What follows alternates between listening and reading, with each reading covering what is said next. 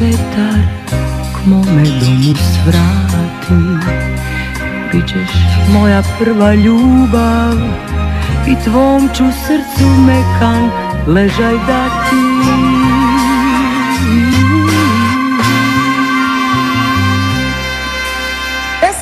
That's C4. Dođi kada mladi vetar k mome. What's up, Lauren? This is Lauren. We're doing take number 2. We recorded this once, but I had it in slow mo the whole time. So that's okay. You got to slow life down. Yeah, slow it down. It's okay. So what's up? What are we doing right now? Where we at? Okay, so we are in Jet the van.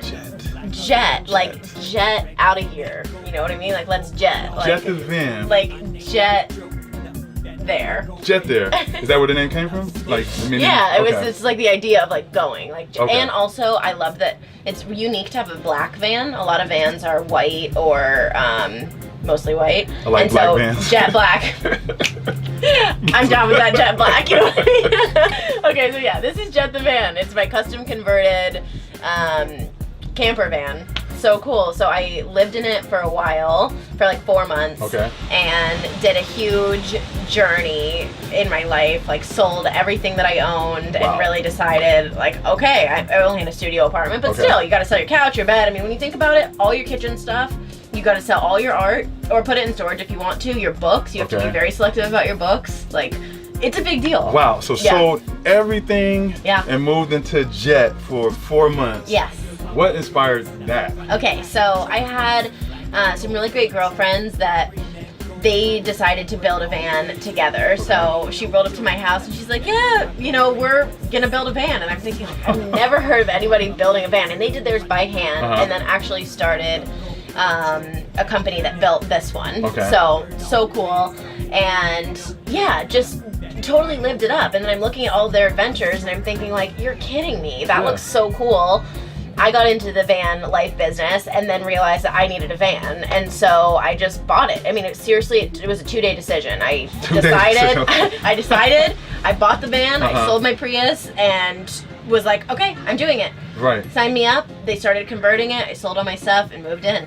How did you feel? Because first of all, like I'm opening up to the concept of this lifestyle. I sold my house like 3 years ago, moved into a studio, and I started realizing the more I let go, the more I felt free, and the more I didn't feel confined. And so, how did you feel?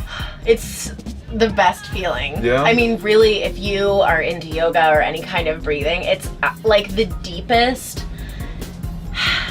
you could possibly imagine, because there is no clutter. Okay. Like when you live in this life, it's either you don't get to choose between your strappy stilettos or your pointy stilettos. Which one do you wear more and which goes with more outfits? That makes sense. Yeah, the strappy ones, in my opinion. So you go with those. Okay. And that's it. Like there's no room for stuff that you don't like. So Okay. all your stuff is cool. That was my favorite part. People would say, what's your favorite part of van life? I'm like, I love everything around me. And I know that sounds weird, but it's kind of like, I don't have time for like an ugly thing that I don't like. Right. If it's ugly, it's out. I only have the best stuff. Get it out. Get it out. Get it out. Get Peace, out. peace. Yeah. So it's very freeing. Now, we talked when I first got here about jumping off the cliff, and meaning jumping off the cliff meaning jumping for your dreams and not being afraid.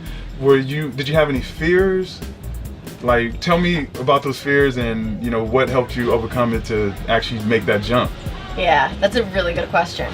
Yeah, I was afraid of a lot of things. I went into debt for this and realized that it was okay because I really believe in trusting the timing of your life, and it felt right when I'm thinking about, okay, I'm going to really seriously sell all my stuff. Wow. And go. I mean, can you imagine? My dad was an Navy SEAL. Like my parents, they both owned homes, like separate houses. It's been a very like conventional, like you buy a house, you pay it off.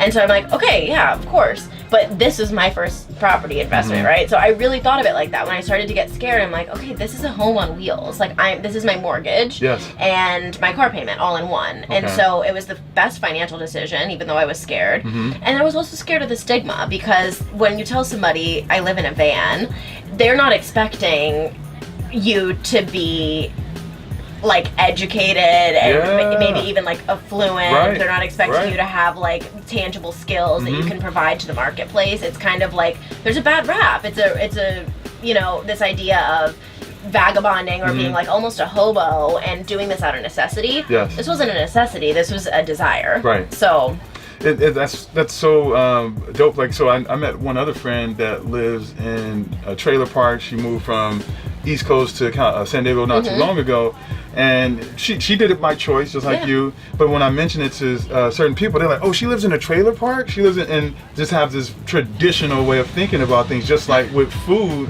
and veganism. Like, people have these traditional ways of viewing things, and so. I even, not gonna lie, when it comes to food, I had these mental blocks, and when I first heard about this lifestyle, I was like, you know, had these mental blocks, and now I'm just like so attracted to it, and like right now we're in San Diego looking out at the beautiful, you know, beach, and like to be able to wake up and do something like that every single day and not be confined.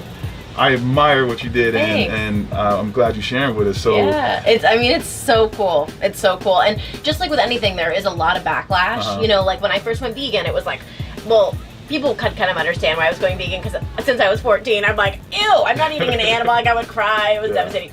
But when I moved into a van, everybody's like, are you sure? Because I had probably 100 pairs of shoes. I mean, I'm not kidding. Like, I like my stuff. I liked my art. I liked all my cooking utensils. You know, that was stuff that I had become accustomed to. But the more I thought about just getting rid of everything and donating it and selling it, it felt so liberating. And I felt the same way about veganism. Like, it was so liberating to take a stand and be like, I'm not going to live in this traditional one-track mind. Like, I want to do weird stuff. I want to have a story and a life that suits me. Yeah. Not you. Yes. What suits me. As long as I'm not harming anybody else. That's life I want to live. I love it. That's how it should be. And so I'm assuming Jet didn't look so classy and so awesome at first, right? No. So tell us how Jet was when you first got Jet. So Jet was empty. Jet was a black shell. Okay. Jet had no soul. No soul. No soul. Yeah. Black now Jet has soul. Not... Black on the outside, but none of that soul. No soul. He didn't grow up in Chicago. He didn't grow up on the south side. Jet grew up in factory. Jet had no soul. Yeah, let's put it that way. So now Jet has soul. But yeah, it was a really cool journey of designing this. And first, Jet looked a lot different. I had it really made to be like a single chick on the road. Everything was white and like, you know, sharp and done. I wanted to be very modern and like almost Scandinavian. And then my partner sold his van, and we made this into more of our adventure rig. So now everything's like locked and loaded. It's super sturdy. You could probably drive it off a cliff and it would be fine. It's amazing. So yeah, it's really cool. But everything from deciding if you're gonna have a shower or a toilet, and how much solar you're gonna have, like everything's a decision. What kind of flooring? It's cool. It's like building a home. Well, you did a wonderful job. It's very cozy. Thank you. Like I said before I messed up in the other video, like I didn't expect to have so much room in here. It's like almost on Step Brothers when they moved the bunk beds. It's like, oh, we got so much. We can do so much activities in here. So much space for activities. Yeah, that's exactly. I could do yoga, and like I said before too, I have a huge dog that I love so much. He's blind, and so we have to make sure that he doesn't feel like too confined. Right. So this open layout really is awesome. I used to have it so that it was an L shape, or I'm sorry, not an L shape, a U shape. Okay. And now with this open space, I can put my mountain bikes in here, surfboard. You just slide them right in. I remember when you first finished the van. I remember on Instagram you posted something like you had like a little get together in here. Yeah. It was like what, about 8-9 people. Yeah.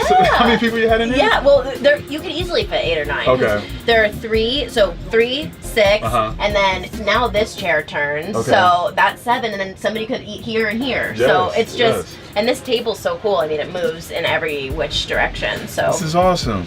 Let's talk about some of the challenges. Everything's beautiful, but I know you probably had some challenges with moving into a van. What would you say some of the challenges you had just through your process?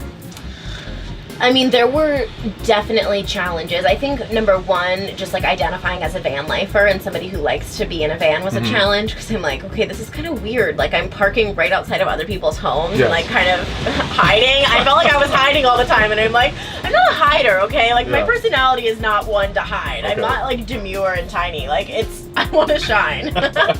So I'm like, that was hard.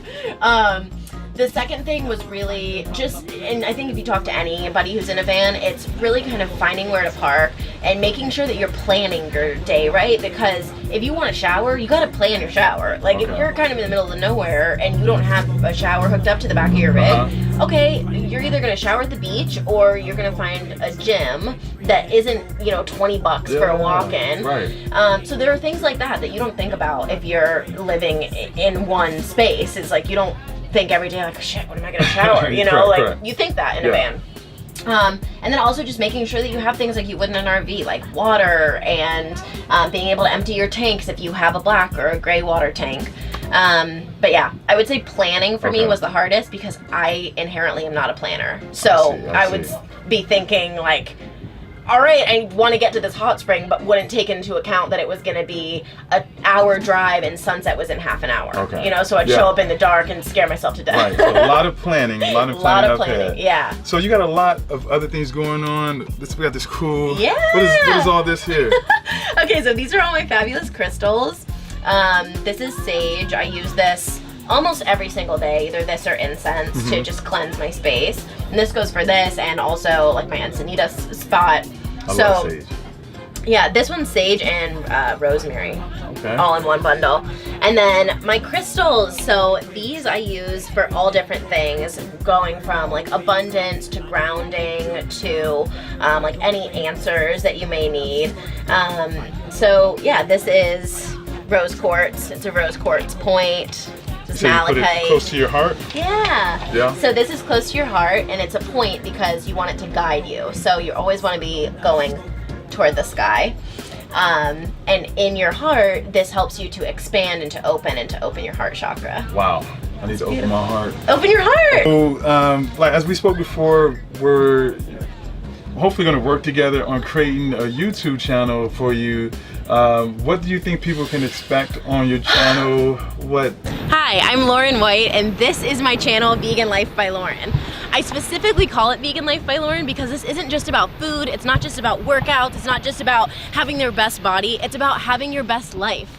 So this channel is going to be about positivity, crystals, sex, love, change, relationships, and all the things to help you live your best, most authentic, off-grid lifestyle. So if you're interested in that, like I am, go ahead and click the bell, subscribe today so that when I launch that first video, you're the first to know. Thank you so much.